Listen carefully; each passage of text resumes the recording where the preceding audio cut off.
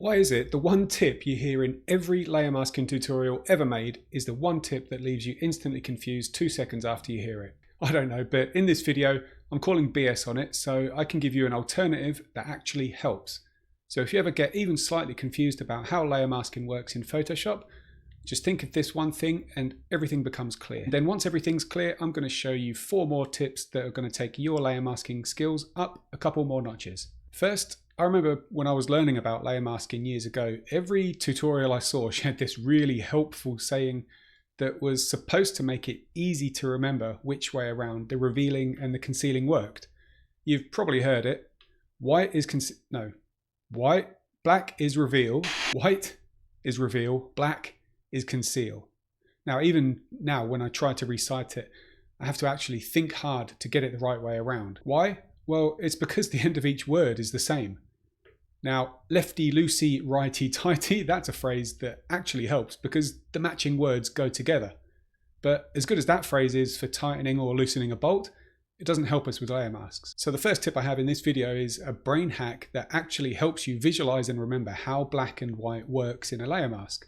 And when I taught it in my 21-day layers and masking liftoff course, it went down a storm. So let me share it with you now. Simply swap the words layer masking for the words invisibility cloaking. It's going to help you in 2 ways. One, the K sound makes it easy to actually remember which way around things go, like black in the mask will cloak the layer. And 2, if the general concept of layer masking ever leaves you a little bit confused, then just thinking about an invisibility cloak is a great way to actually visualize what a layer mask is doing, i.e. the black areas in a mask are being cloaked or made invisible.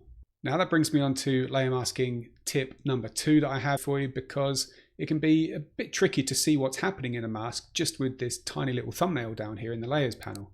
What parts are being cloaked here? Who knows, it's too small to see, but with a simple Alt click, you can view the layer mask in the main window over here, which then lets you do the actual tip number 2, because viewing the mask big was just a warm-up. Looking at this layer mask, which I created using my free luminosity masking Photoshop plugin, there's a link in the description if you haven't downloaded that yet, we can see the bright parts of the image are black or are being cloaked because they're black. But all these grey areas over here mean that they're also being cloaked just to a lesser degree than the pure black areas. So hack or tip number 2 is to press Ctrl or Command L on your keyboard to bring up a levels adjustment. And then you can use that to increase the contrast in the mask to create a better isolation between the tonal ranges, which can mean a more accurate layer mask.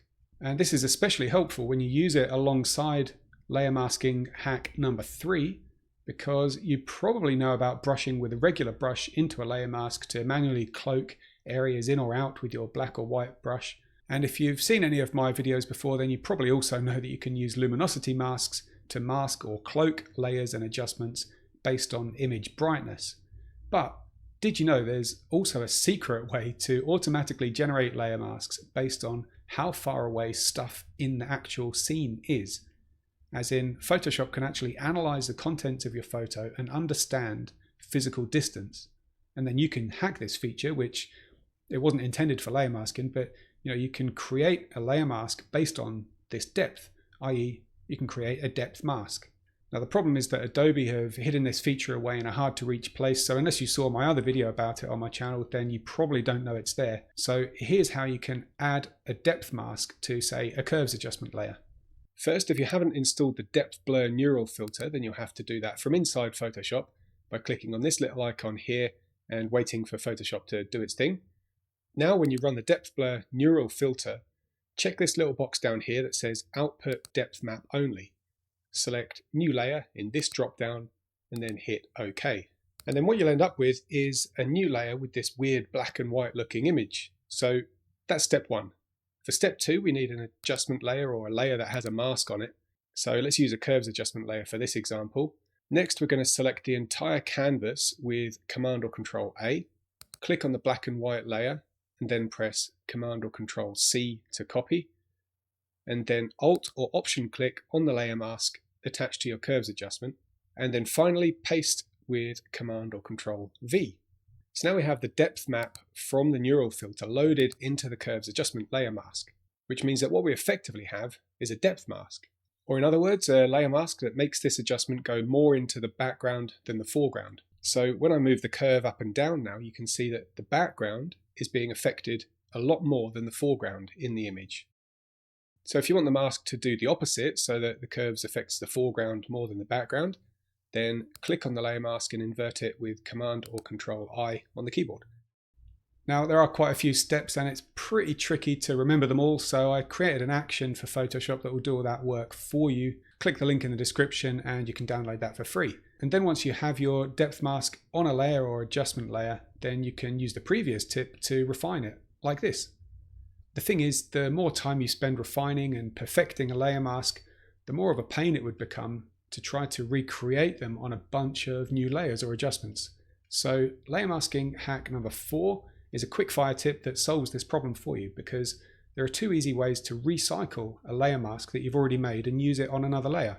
The first is when you want to use it on a new adjustment or layer mask, you can control click on the mask in the layers panel, and that's going to load the mask as a selection in Photoshop.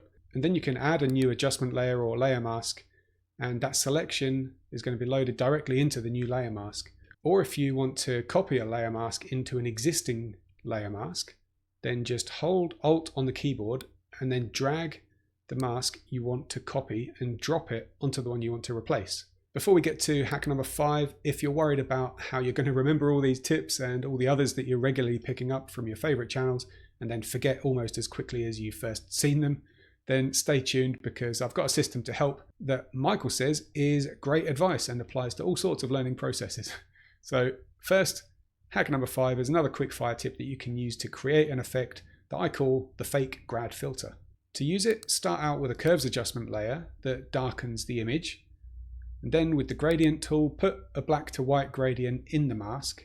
And with the move tool selected, you can now slide this layer mask up and down, and the thing acts like a grad filter in front of your camera lens. So this means you can get the perfect placement without messing around trying to place the gradient perfectly first time in Photoshop, which is a lot harder. I don't know about you, but the gradient tool is just a bit of a nightmare, to be honest. So anyway, these 5 quick layer masking tips is quite a lot to remember just from watching a video once. So I came up with a system that makes it easy to remember everything you learn in Photoshop. So watch this video next, where I lay that all out for you.